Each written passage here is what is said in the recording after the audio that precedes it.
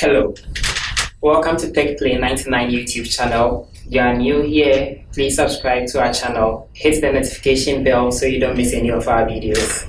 On the TechPlay99, we talk about reviewing of laptops, new and old, and we give opinions and then we help you make informed decisions when purchasing a laptop. Today, on our first video, we are going to talk about the Dell XPS 159570, which is my daily driver, what I've been using for over a year now, and it's a very good business laptop. It's Dell's leading business laptop. I highly recommend it. But let's look at it, the performance. Low battery. I introduced my laptop and I didn't introduce myself.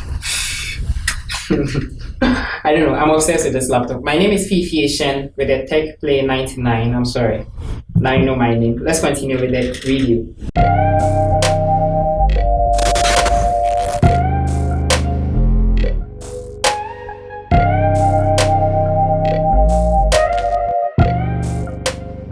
This is the 2018 Dell XPS 159570. So the build quality, as I was saying, is very steady. You can see polished aluminum with carbon fiber build, well meshed, and I love the keyboard. I've always loved the keyboard. The only thing I don't like about this place is the trackpad. The trackpad is not as big as the MacBook Pro, but then it has all the gestures, the Microsoft gestures, so it's very easy to use. This is the 8th generation i9 model. I'll give you a close-up shot of it. There's a 4K display and then there's the normal display. There's a fingerprint reader in the power button, so when I power it, as you can see, okay, so I can use my fingerprint to unlock, and then there is a 97 watt-hour battery and there's a 56 watt-hour battery. For the 4K display, there is a 97 watt-hour battery to help with the power. It's a very good display. I've never had issues with it. Even in bright sunlight, you can still see what you are doing. And then, but I wish it was 500 nits like the MacBook Pro. But 400 nits is okay, we can work with that. And because of the display, I know it taps into the battery. The battery performance it's not that, but it's okay, you can work with it. Maybe 6 hours or 7 hours. But with the full HD model, you have even more hours. And then now the weight. With the 4K display, the weight is 2 kilograms, and with the full HD it's about 1.8 kg. And the dimensions, we have about 35 centimeters by 17 centimeters by 11 centimeters at the thinnest point to 17 centimeters at the thickest point. The keyboard is easy to use, it's not difficult. The space travel is okay. Let me try typing something. It's easy, and then it makes a little noise. I don't know if you can hear from me. Now let me show you the performance. So we have the Intel 8th generation i9 processor, and we have 32 gig of RAM, and then 1 terabyte SSD, NVMe SSD, which is faster than the SATA. We also have 4 gig dedicated GTX NVIDIA card 1050 Ti. I know the 1050 Ti is a little slower than the normal 1050, but the graphics card is basically very good. It's good for games, it's good for content creation and everything. The base graphics card is the Intel Graphics UHD 630, which is here. Before it's supported with the GTX NVIDIA. Now let's talk about throttling. It makes quite a little noise. I don't know, you can hear, and it gets a little hot when you are doing something that's very demanding. So the best way is maybe you have to undervolt the CPU so that it will help with the performance.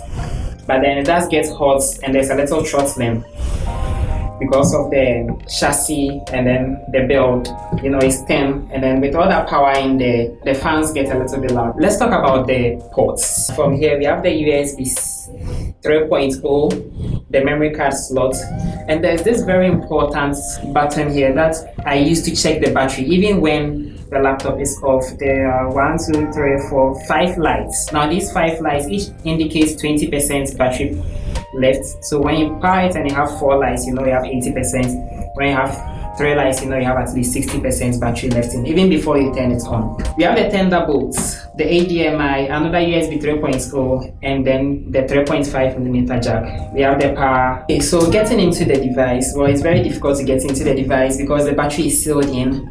There are vents here for airflow, and then there's the XPS tag.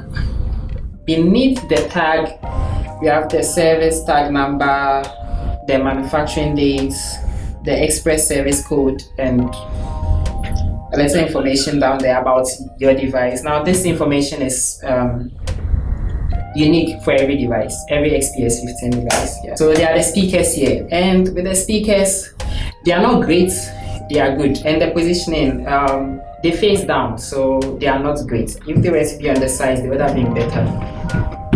Let me try play something for you to see how the speakers sound. On the shores of the God's Eye, due north of the Isle of Faces, rises a monument to arrogance and as you can see, it's quite loud, but not very loud. For a people who prided themselves on those ships, the Iron Men of old. There's very little noise. The sound is good. It's not that bad. It's good. And then the bass is not that high, but you can tune it a little. There's this Dell sound control app on it you can use to tune it.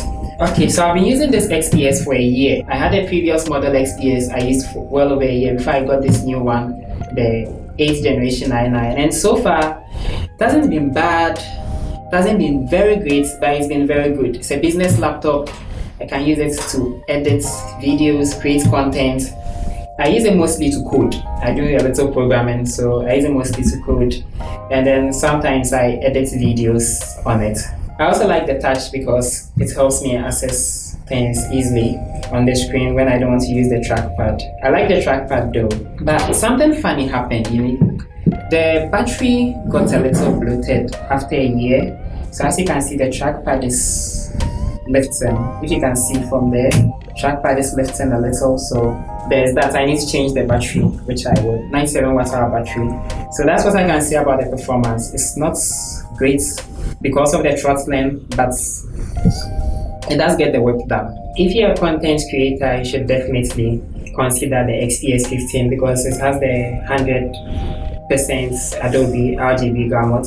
The display is spectacular. It's good with colors. So basically, that's the XPS.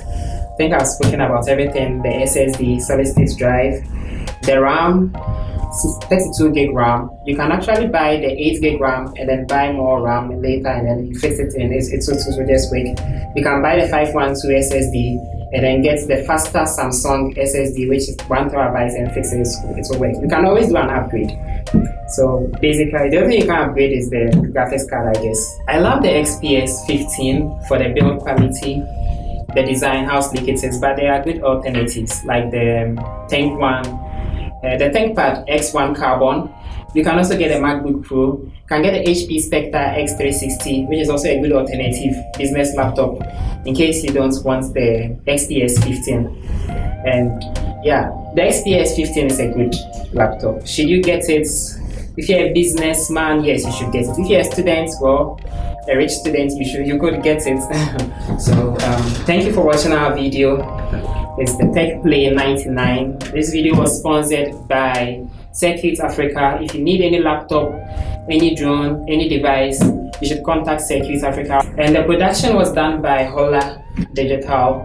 You can contact them for your shoots, your videos, and anything digital. I'll leave a link in the description below so that you can contact both. Please subscribe to our channel and hit the bell, so that you get notified when we put in a new video.